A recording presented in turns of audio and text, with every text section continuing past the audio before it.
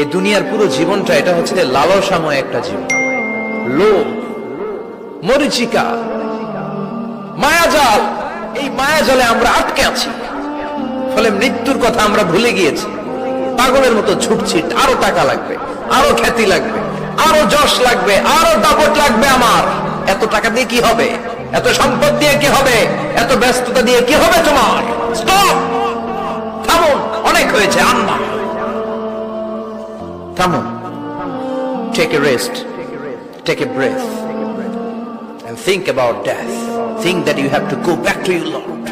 একটু বসেন না, একটু ভাবেন যে আমাকে চলে যেতে হবে, চলে যেতে হবে। এই কোলাহল, এই ব্যস্ততা, এগুলো থাকবে, থাকবো না আমি।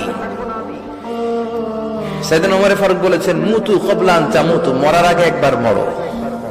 হাসিবু ক্বাবলা আন তুহাসাবু আলাইকুম, তোমার হিসাব নেওয়ার আগে তুমি একবার নিজের হিসাবটা করো না। কাগজ বের করে একটু লিখো না কি কি ভালো কাজ করছিলা, যেগুলো দিয়ে নাজাতের ওসিলা হতে পারে। 1 2 3, আর কি কি আকাম কুকাম করছো দেখো না, লিখে দেখো তোমার অবস্থাটা কি। মরার আগে একবার মরো।